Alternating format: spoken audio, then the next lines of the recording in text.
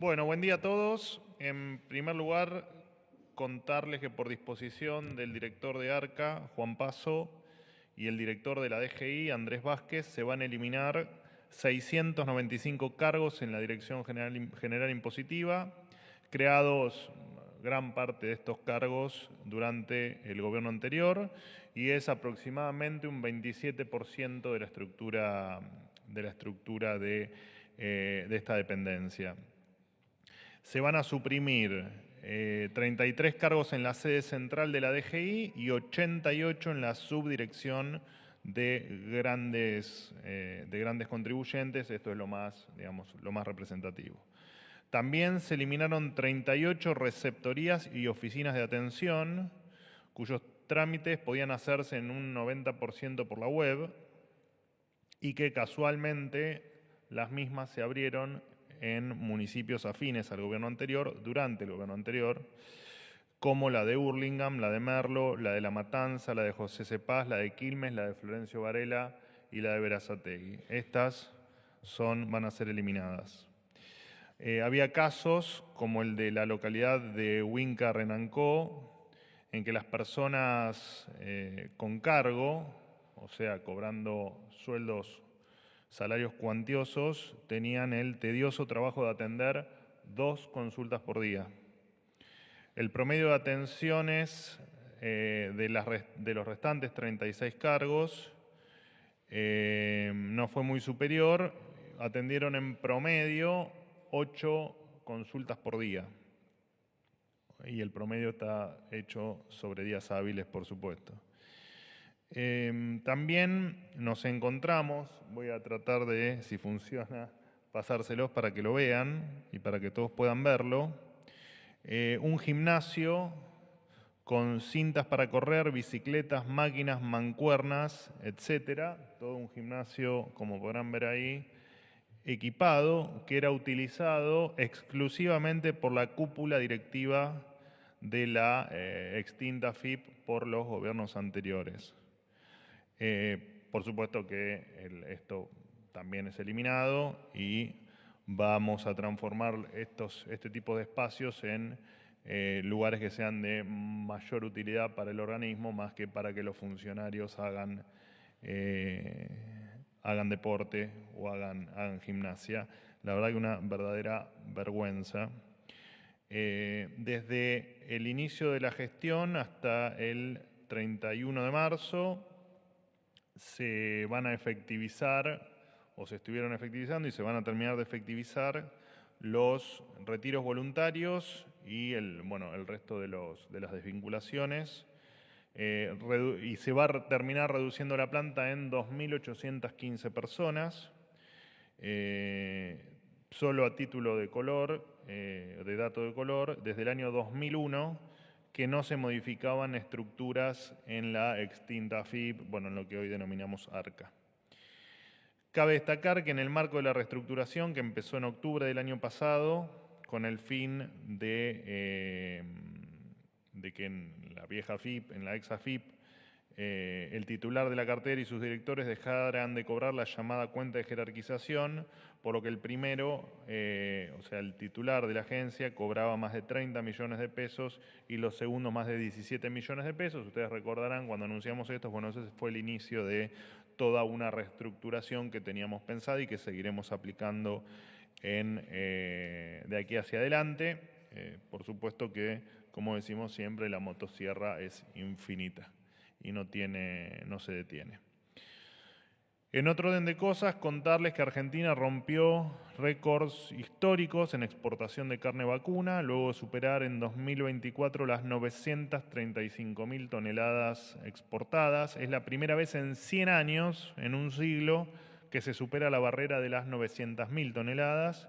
El anterior récord fue de 981.000 toneladas que se había alcanzado en el año 1924, hace exactamente un siglo atrás.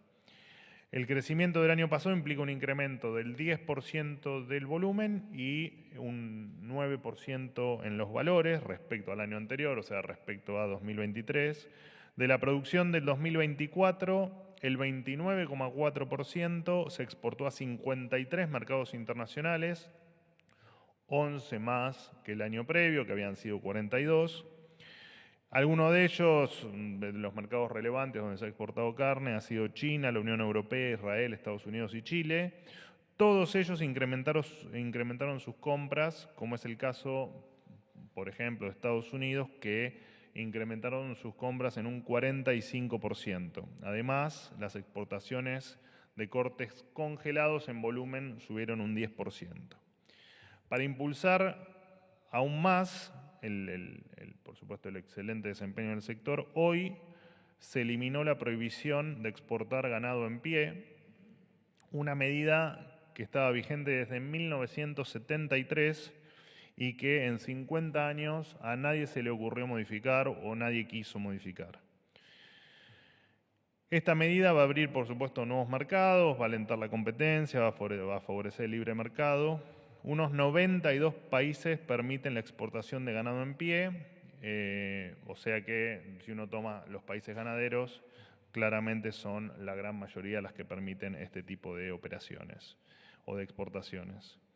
Mientras algunos asfixiaban a la industria de carne con restricciones absolutamente insólitas y conocidas, por supuesto, por todos ustedes, como la prohibición de exportar vacío, asado, matambre y nalga por considerarlos cortes populares, este gobierno trabaja para retirar cada uno de los obstáculos que ahogan las fuerzas productivas.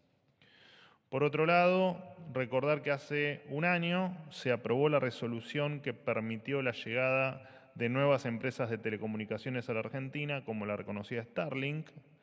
Desde entonces se instalaron miles de equipos en Argentina y miles de argentinos de localidades alejadas de las grandes ciudades lograron tener conexión a Internet de alta velocidad. Algo impensado bajo la antigua legislación diseñada por la política y los empresarios prebendarios. Este es el beneficio de la libertad de competencia en los rubros de comunicaciones, así que les deseamos que sigan teniendo éxito y en el caso puntual de Starlink que siga avanzando con todos los servicios que pueden brindar aquí en la República Argentina.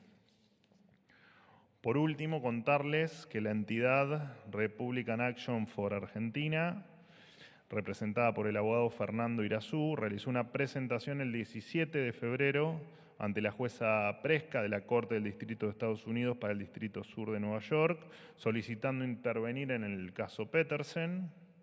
El gobierno argentino, a través de la Procuración del Tesoro de la Nación, presentó una respuesta en la que reitera su compromiso con que se investiguen los hechos que rodearon la adquisición de las acciones de YPF por parte de la familia Eskenazi.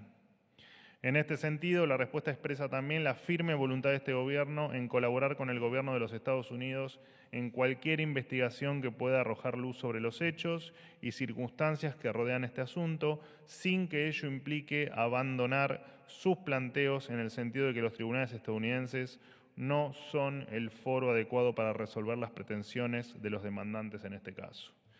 Quien estará a cargo de llevar adelante la estrategia de la defensa argentina en este caso es Juan Ignacio Estampalija, subprocurador del Tesoro de la Nación. Este gobierno ha tenido que asumir la defensa del Estado argentino basado en hechos de los cuales ninguno de sus integrantes ha participado y en una etapa procesal además sumamente avanzada. Frente a esta situación heredada, continuará haciendo todo lo que está a su alcance para buscar alternativas de solución que permitan, a pesar de la enorme dificultad que ello presenta, revertir la sentencia o mitigar su impacto. La República Argentina continuará haciendo uso de su derecho de legítima defensa y agotando instancias judiciales en pos del bienestar de todos los argentinos. Bueno, hasta aquí lo mío, los escucho. ¿Qué tal? Buen día, Manuel. Miguel Nicolich. Hola, Miguel, ¿cómo andás? ¿Qué tal, Manuel? Para Radio Rivadavia. Más allá de que el juez Ariel Lijo consiga su licencia, ¿cuál considera el gobierno que sea el momento oportuno para someter en el Senado el aval para que comience a ejercer sus funciones en el alto tribunal tanto el doctor Ariel Lijo como Manuel García Mansilla? La otra pregunta, si me permitís, es, en el caso de que fuese rechazados, ¿el ¿El gobierno tiene un plan B? ¿Cuál sería? Y además, ¿es cierto que consideran la posibilidad de que el año próximo, nuevamente por decreto, prolonguen sus funciones? Muchas gracias.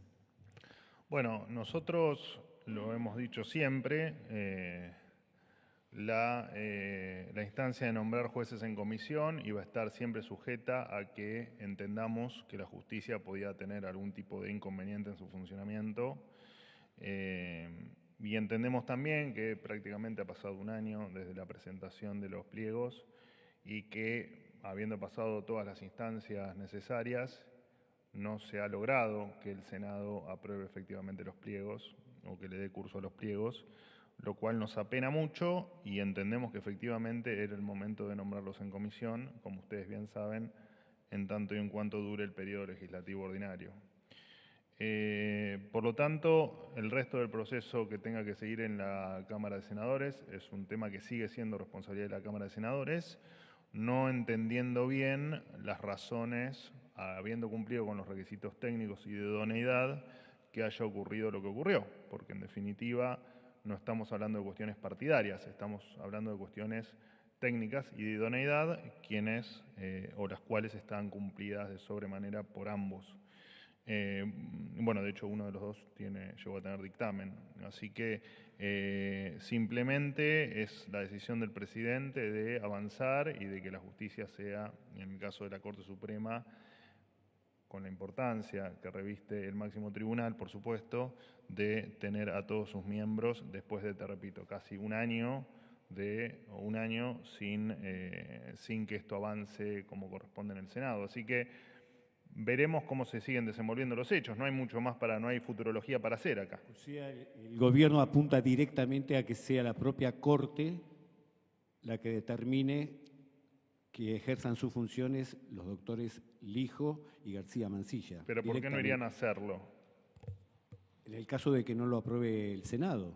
Bueno, pero eso, a ver, te repito, los jueces están designados en comisión y esa es la decisión del presidente y es lo que está ocurriendo, digamos. Y se seguirán los pasos legales que se requieran para que esto efectivamente sea así. No hay mucho más para aclarar. Después de, te repito, de un año que el Senado, teniendo pliegos de 2 personas que cumplían con los requisitos técnicos y de idoneidad, no han logrado avanzar. Y por supuesto está dentro de las atribuciones constitucionales del presidente, ¿no? Está de más aclararlo. Jaime. Hola Manuel, ¿cómo estás? Jaime Rosenberg, del Diario de la Nación. Consultarte por la votación de días atrás en las Naciones Unidas, la abstención argentina en la condena a Rusia. Escuchamos las explicaciones del canciller, pero quería saber si hubo alguna comunicación del presidente con su par de Ucrania, Volodymyr Zelensky, para transmitirle o informarle el porqué de esa votación, el porqué de esos votos, que claramente perjudica a Ucrania en su pelea con Rusia. Si pensás que las relaciones con Ucrania y con la Unión Europea se resienten por este voto. Y una cosa agregada de otro tema es si nos podés explicar las razones por las que el presidente hace un decreto designando en comisión a Alex Oxenford como embajador en Estados Unidos, tomando en cuenta que su trámite está en el Senado, digamos, está corriendo en el Senado con los plazos del Senado, digamos. Gracias. Estuviste bien aclarando con los plazos del Senado, ¿no? Bueno, no se comunicó con su par ucraniano. Lo que te puedo decir es que nosotros siempre tuvimos como prioridad, en el caso de la invasión de Rusia en Ucrania, la paz por encima de cualquier otra cuestión. Y lo cierto es que nos parecía que la mejor manera de intentar la paz, que hasta ahora no se había logrado, más allá de todos los esfuerzos que se habían hecho, que efectivamente la resolución de Estados Unidos era una oportunidad para intentar avanzar en esta línea y terminar con el dolor de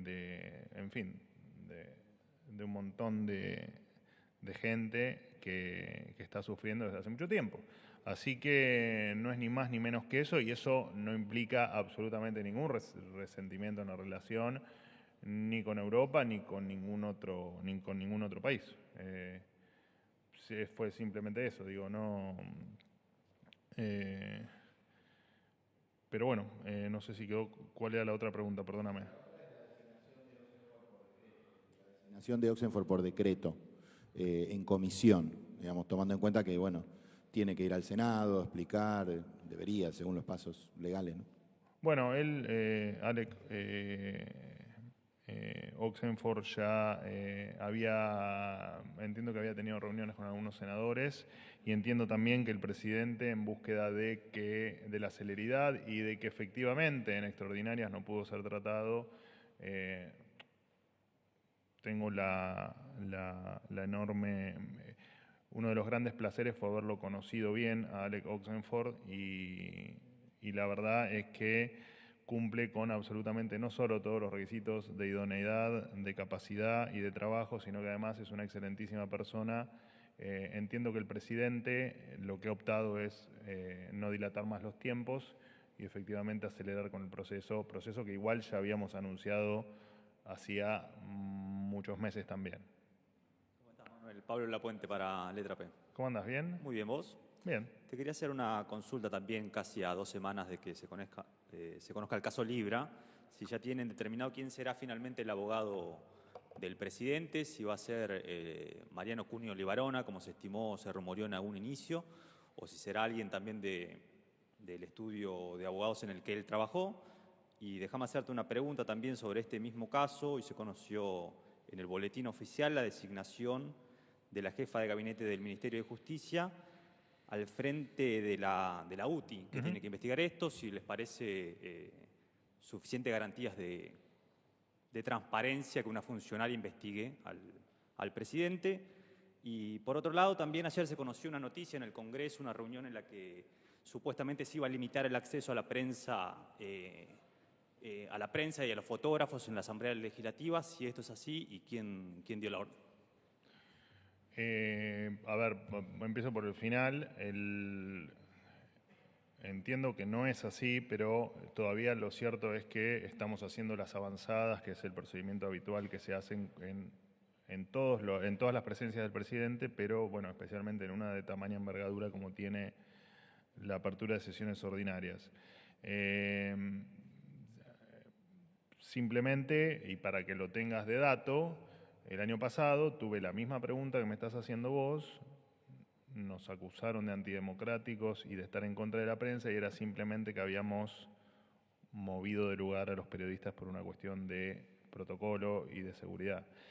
La verdad es que la respuesta no la tengo porque no está terminada la avanzada y porque no está terminado el diseño del 1 de marzo. Lo que sí está determinado es que va a ser a las 21 horas, pero no hay otra determinación y que por supuesto el presidente y su gabinete va a salir desde Casa Rosada hacia el Congreso, tal como ocurrió el año pasado, pero todavía no hay más detalles, así que a ciencia cierta no puedo responderte tu pregunta, pero entiendo que no va a haber ningún cambio más allá de posiciones o de algún esquema de organización, pero entiendo que no. Si me comprometo a si hay algún cambio con respecto a ese tema específico que entiendo que es de interés de ustedes, se los voy a comunicar. Permitime igual repreguntar si están evaluando todavía, pero si está la posibilidad de que los fotógrafos o la prensa acreditada en el Congreso que intenta cubrir la Asamblea Legislativa sea dispuesta en una suerte de corralito, no tenga la posibilidad de moverse libremente sobre la. Mira, el año pasado entiendo que estaban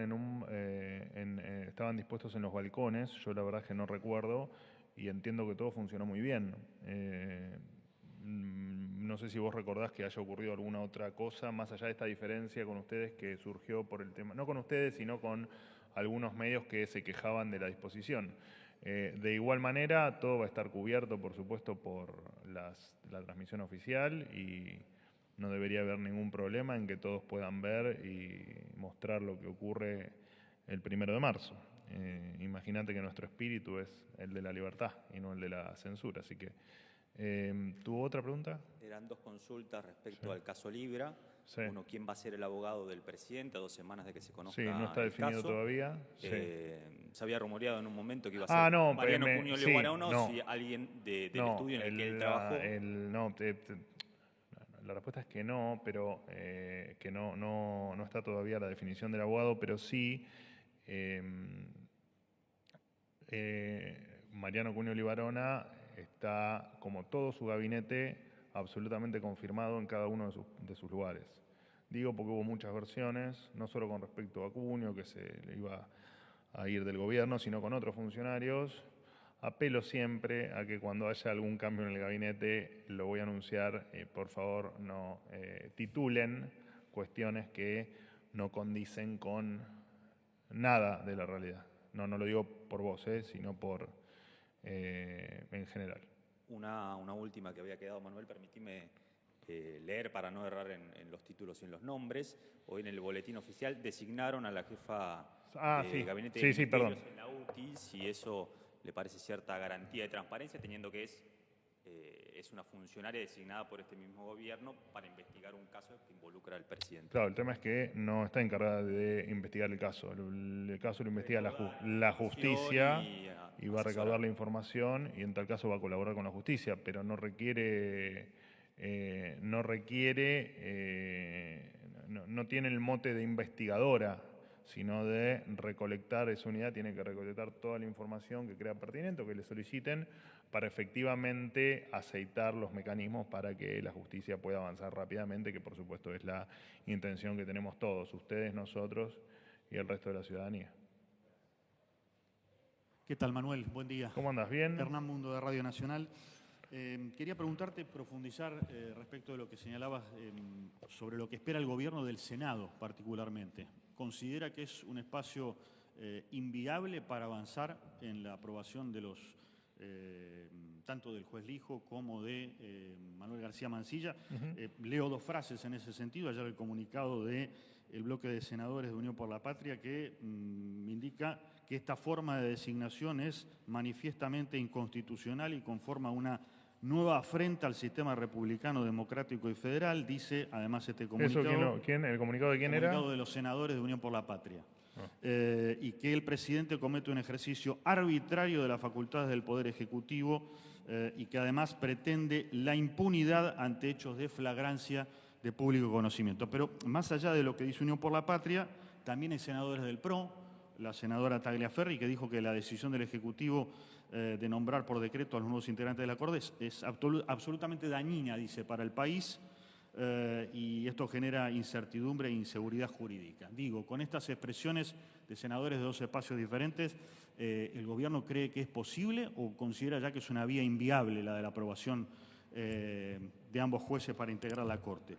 Y por otro lado, una pregunta de orden internacional, pero que tiene que ver con la Argentina, por supuesto. El gobierno no se ha pronunciado formalmente sobre la salud del Papa. ¿Tiene previsto hacerlo? ¿El presidente tiene previsto comunicarse con los allegados al Papa Francisco? ¿Podemos esperar algo en ese sentido? Gracias. Bueno, a ver, con respecto al comunicado de Unión por la Patria, te hago simplemente un punto, una nota al pie. En general, el kirchnerismo, la izquierda, cuando no están en el poder, todo lo que está en el poder es una dictadura y es antidemocrático, pero es una práctica habitual. Pasó con todos los gobiernos donde ellos no eran parte. Así que poco importa efectivamente que ellos nos traten de antidemocráticos o de que atentamos contra la Constitución. Dicho esto, un año estuvo el Senado en posición de resolver este tema y no lo hizo. Y tal vez no hay nada más republicano que efectivamente el Senado de la Nación, porque los jueces los propone el presidente, no los propone el Senado ni sus miembros. Entonces, y te repito, no debería existir otra causal de no aprobación de un pliego si no es por una cuestión estrictamente técnica o estrictamente de idoneidad, ambas cuestiones que cumplen con creces ambos pliegos o ambos jueces. Por lo tanto, es difícil comprender la definición de que tomamos una medida o nos tomamos una atribución inconstitucional o en contra de la Constitución.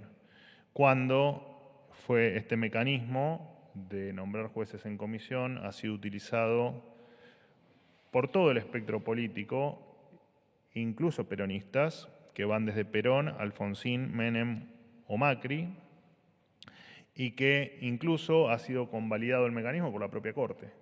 Así que, bueno, nada, entiendo que son, o entendemos que son cuestiones que solo esgrimen la necesidad de confundir a la gente y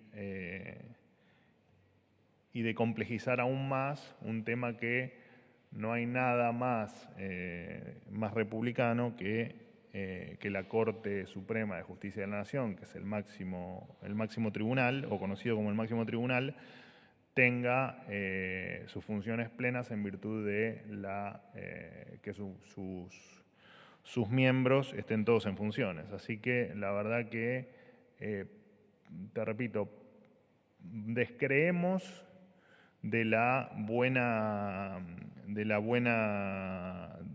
digamos, del fin último de los comunicados. Entendemos que todo ha sido, y ellos lo saben, dentro de la ley, dentro de la Constitución y un mecanismo ya utilizado. Así que todo lo que digan en realidad reviste más cuestiones políticas que cuestiones netamente de los pliegos de los jueces. Y con respecto a... ¿Hay algún tipo de acompañamiento de otros bloques dentro del Senado o Bueno, la minoría de la Libertad Avanza no lo hace sabemos, imposible? no lo sabemos. Entendimos que se habían cumplido con todos los pasos, que el tiempo, que la dilatación en la resolución no tenía ningún tipo de sentido y que lo único que hacían era complicar una decisión del presidente en pos de que la justicia siga trabajando de la manera más eficiente posible. No hay mucho más que eso.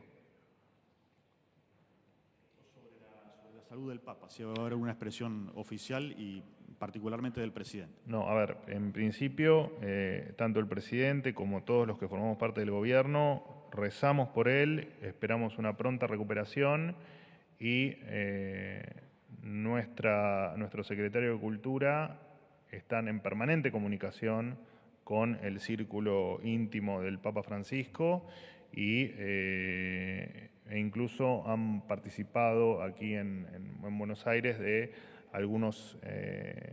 algunos encuentros para rezar y para pedir por la salud del Papa. Así que sí, estamos en permanente contacto claramente y te repito, rezamos y el presidente también lo hace por su pronta recuperación.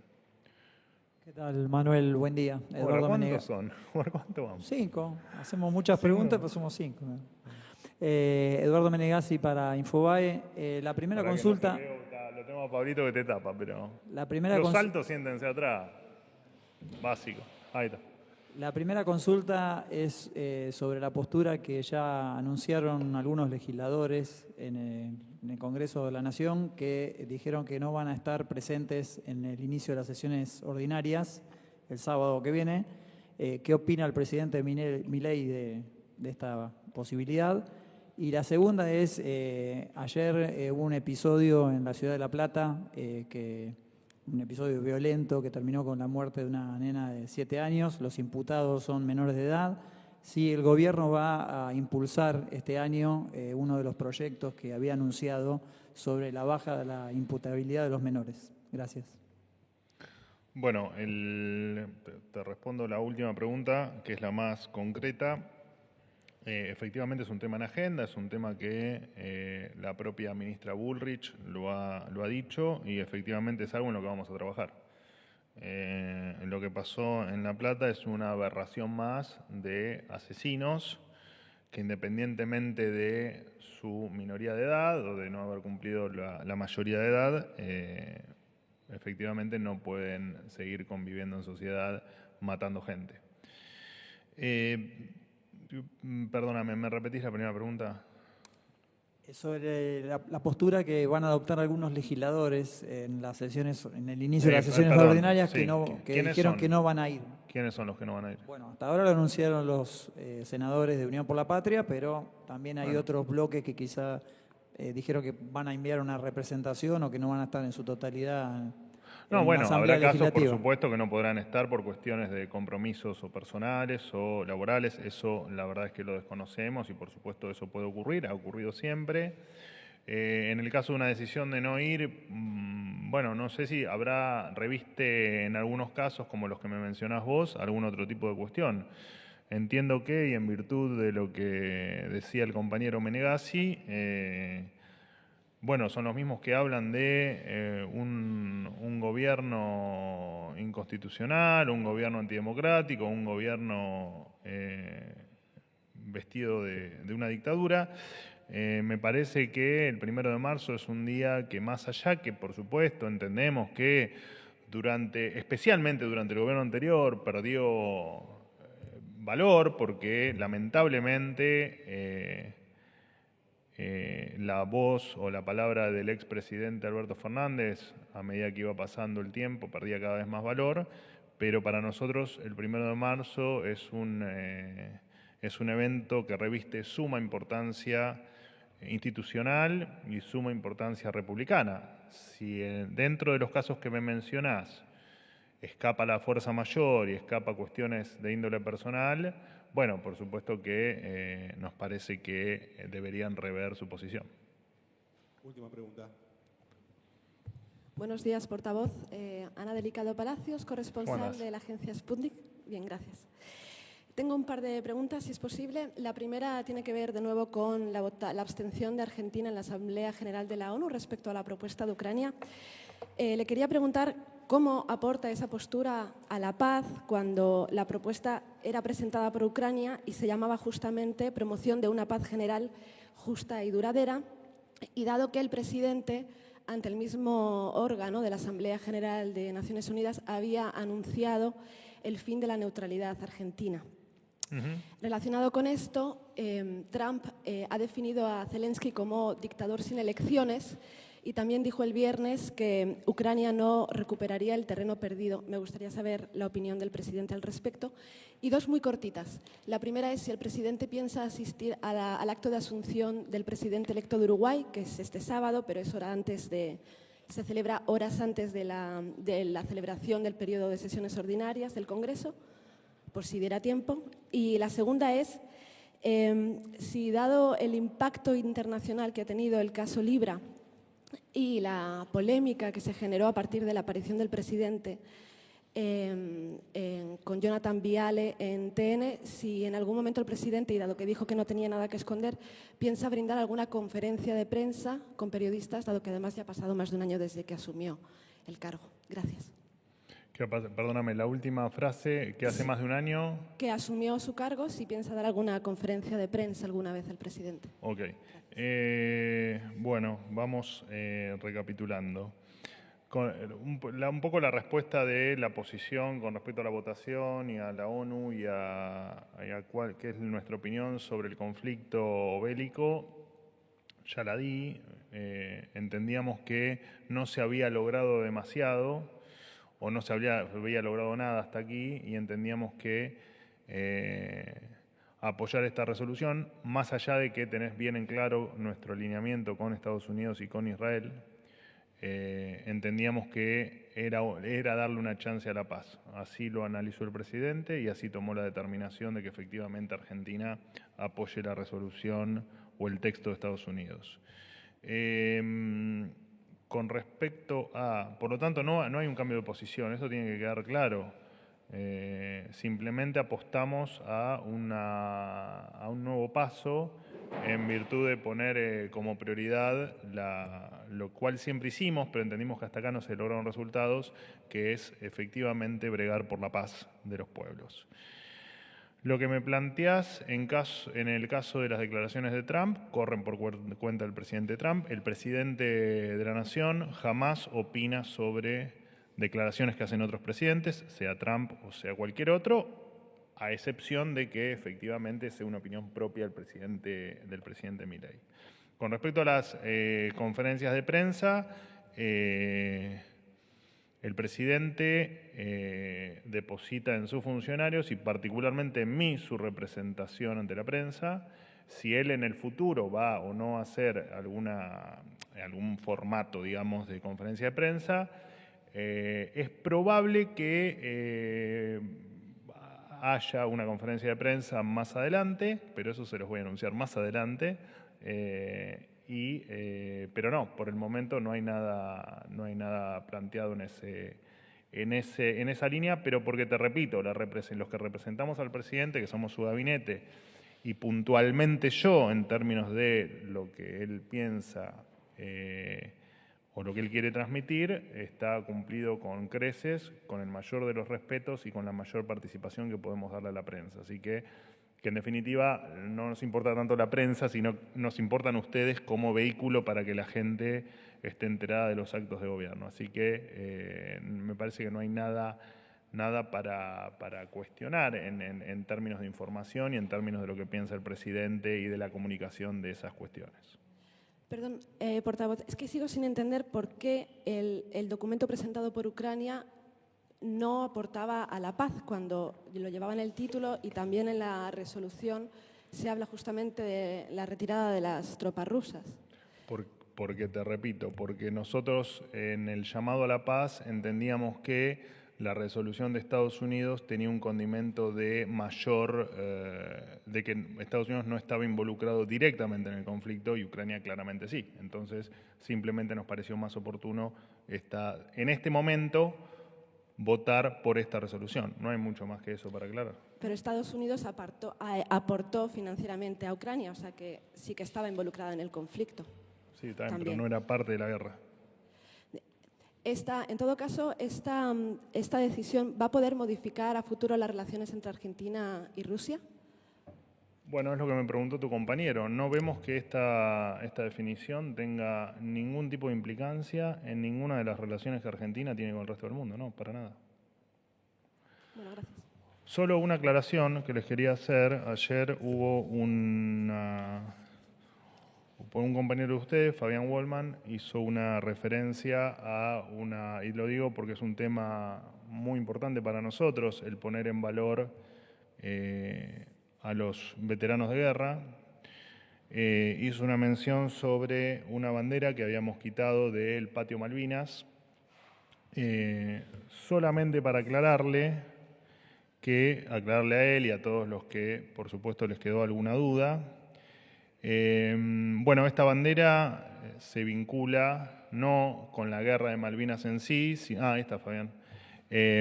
Traje, para aclarar de dónde estoy leyendo, el informe del museo, donde aclara todas las circunstancias y me gustaría compartirla con ustedes. Te repito, no porque lo hayas expuesto vos, sino porque me parece que es un caso que amerita la explicación. Esta bandera se vincula al operativo Cóndor, que fue una acción armada llevada a cabo los días 28 y 29 de septiembre del año 1966 por un grupo de argentinos que tomaron un avión de Aerolíneas Argentinas que viajaba de Buenos Aires a Río Gallegos, forzaron su aterrizaje o desviaron su rumbo hacia las Islas Malvinas, habitadas por el Reino Unido. Una vez allí, los argentinos izaron 7 banderas, tomaron como rehenes a algunos isleños, exigieron al gobernador que reconozcan a las islas como argentinas, y una de esas 7 banderas fue la que llegó a la dependencia del gobierno el 2 de abril del 2014.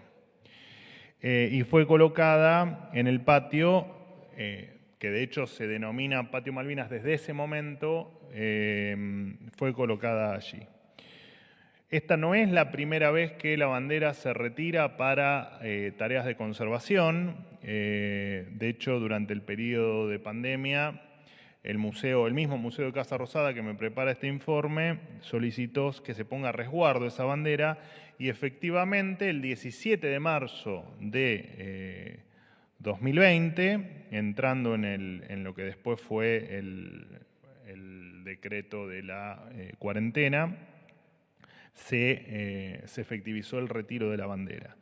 Durante este periodo, el museo tuvo la bandera en guarda, procedió a las tareas de acondicionamiento, ya que luego de 6 años, o sea, de 2014 a 2020, de temperatura y humedad relativa, ocasionaron graves deterioros en las banderas, en la bandera, que deterioro que el informe después, por supuesto, se los paso, porque tiene las fotos de cómo estaba el estado de la bandera en ese momento. Y además, bueno, de la documentación que acompañaba la bandera, que también, por supuesto, estaba muy deteriorada. No hay, bueno, y ahora vuelve a ocurrir lo mismo. Les leo, y no los aburro más, les prometo, el anexo del informe con específicamente el informe técnico. La bandera presentaba numerosos deterioros, roturas, decoloración, faltantes, deshilachados, suciedad general, así como dobleces que se efectuaron al adaptar el tamaño del textil a la vitrina donde estaba. Por otro lado, había un documento que acompañaba la bandera. Se encontraba con un alto grado de deterioro como rigidez, faltantes, rajaduras, decoloración, etc. Todos estos fueron producidos, según el análisis que hizo el propio museo, por la sobreexposición a la luz solar directa, cambios de temperatura y por la fuerza que realiza el textil al exponerse de forma vertical como estaba o como estuvo parte del tiempo allí en el patio Malvinas.